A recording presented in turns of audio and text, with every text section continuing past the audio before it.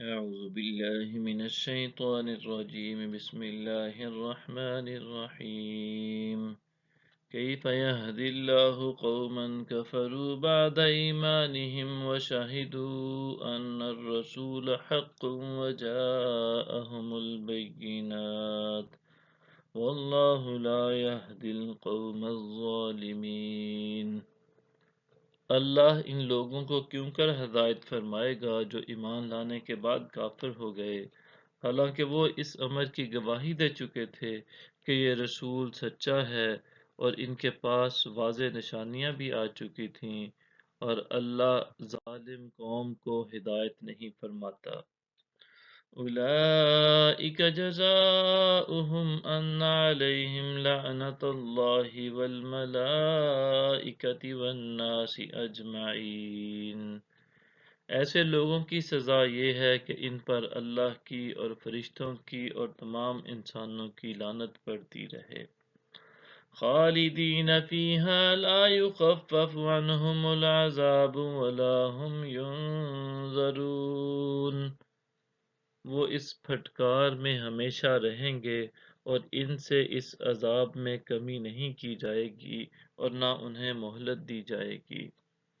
إِلَّا الَّذِينَ تَابُوا مِن بَعْدِ ذَلِكَ وَأَصْلَحُوا فَإِنَّ اللَّهَ غَفُورٌ رَّحِيمٌ۔ سوائے ان لوگوں کے جنہوں نے اس کے بعد بھی توبہ کر لی اور اصلاح کر لی تو بے شک اللہ بڑا بخشنے والا مہربان ہے۔ ان الذين كفروا بعد ایمانهم ثم ازدادوا كفرا لن تقبل توبتهم واولئك هم الضالون۔ بے شک جن لوگوں نے اپنے ایمان کے بعد کفر کیا پھر وہ کفر میں بڑھتے گئے، ان کی توبہ ہرگز قبول نہیں کی جائے گی اور وہی لوگ گمراہ ہیں۔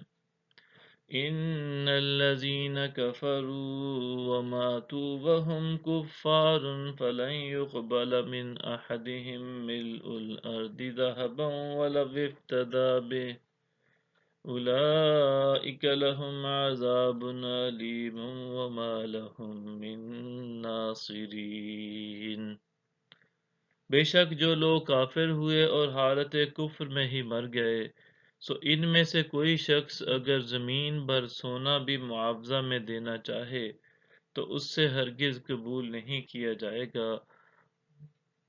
انہی لوگوں کے لیے دردناک عذاب ہے اور ان کا کوئی مددگار نہیں ہو سکے گا۔